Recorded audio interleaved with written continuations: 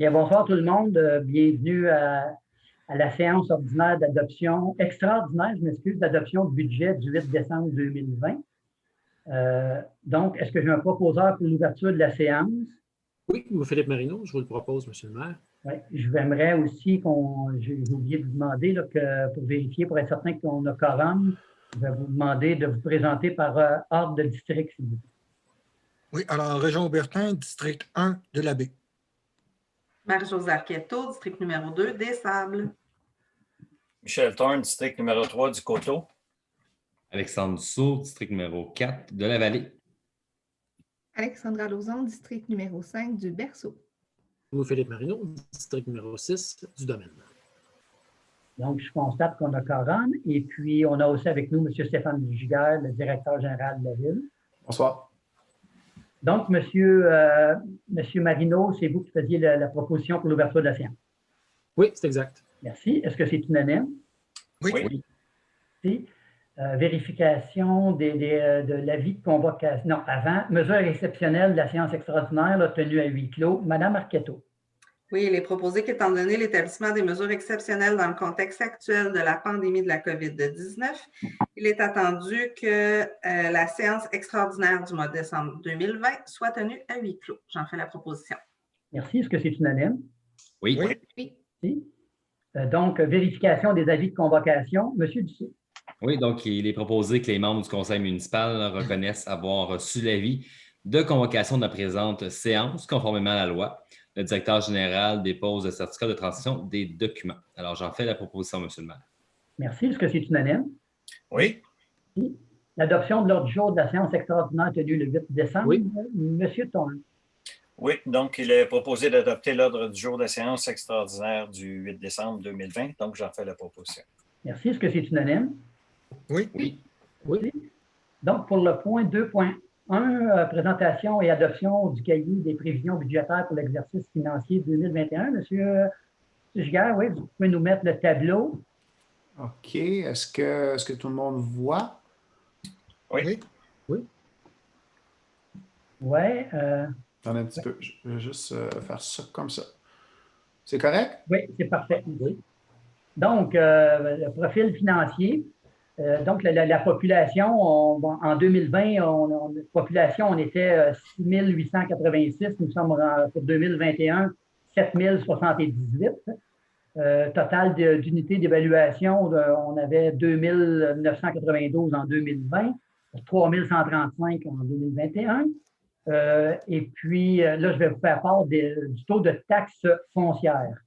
Donc, pour ce qui est des taxes foncières, le résidentiel en 2020 était de 56 sous,80 du champ d'évaluation et il reste à 56 sous,80 du champ d'évaluation. C'est la même chose pour l'agricole et les terrains vacants non desservis. Donc, le taux de taxe reste à 56,80 du champ d'évaluation.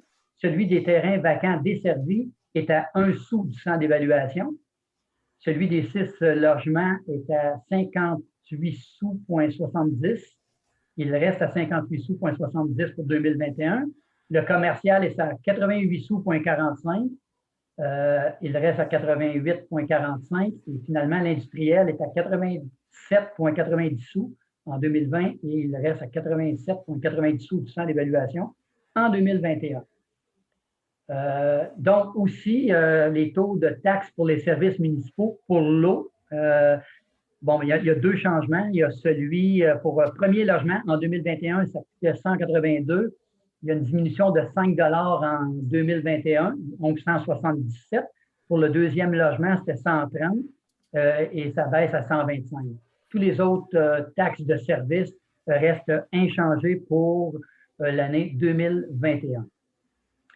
Bon, je vous fais part, donc je vous présente les présentations pour l'année 2021 du programme triennal d'immobilisation. Donc, pour l'année 2021, la municipalité dispose d'un budget de fonctionnement de 9 millions. Il y a un gel du compte de taxes. La pandémie de COVID a grandement affecté la population joséphoise en 2020. Il y a fort à parier que ces effets continueront de se faire sentir en 2021. dans l'objectif de donner un répit aux contribuables, le conseil municipal annonce un gel de taxes, toutes catégories confondues.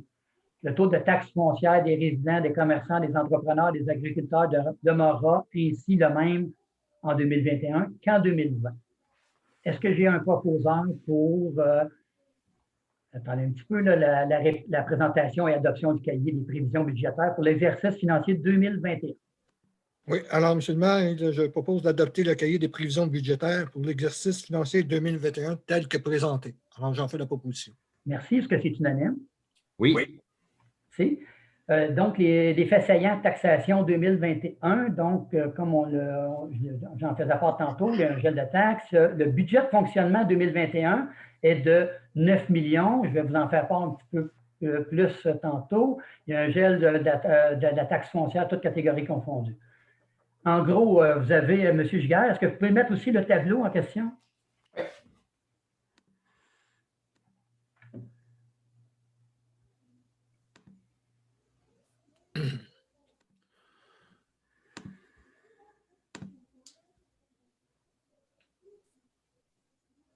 Non, c'est plus haut. Oui, plus haut encore. Parfait, merci. Donc, la taxe municipale, je vous donne quelques chiffres, là. Donc, les taxes municipales perçues en 2020, c'était 5 494 723. Ça va être 5 millions pour 2021, 5 575 558. Vous avez les compensations aux services municipaux. Donc, les totales des revenus sont de 9 186 795 étaient, je veux dire, pour 2020 et pour 2021, 9 029 542, une diminution, ça c'est pour le budget total, de 1,71. Ensuite, ça ici, M. Giguère, est-ce que j'avais besoin d'un proposeur ou c'est. Non, c'était fait par M. Aubertin. C'était fait par M. Aubertin. Pour l'ensemble. Parfait. J'avais oublié de lire ça d'abord. Donc, on est rendu au point 2.2. Présentation et adoption du programme de dépenses en immobilisation pour les années 2021, 22 et 23. Donc, le programme triennal d'immobilisation. En décembre de chaque année, le conseil municipal doit adopter le programme des immobilisations de la municipalité pour les 3 prochaines années financières, en vertu de l'article 953.1 du Code municipal du Québec. Divisé en phases annuelles, ce programme doit détailler l'objet, le montant et le mode de financement des dépenses en immobilisation que prévoit effectuer la municipalité. Pour la période qui est coïncidente, dont la période de financement excède 12 mois. Le 8 décembre 2020, le conseil municipal propose le programme triennal d'immobilisation, le PTI, 2020-21-22, regroupant les investissements prévus par la municipalité de Saint-Joseph-du-Lac sur son territoire au cours des 3 prochaines années. Donc, 1. D'entretenir les infrastructures existantes, les rues, réseaux d'aqueducs et d'égouts, bâtiments, équipements, etc. 2. Améliorer la qualité de vie par un meilleur aménagement urbain. 3. Favoriser le développement économique, culturel, sportif, communautaire et social. L'objectif primaire d'un PTI est de dresser le portrait des projets à réaliser et de les planifier dans le temps, en fonction des besoins de la communauté et de la capacité de payer des contribuables.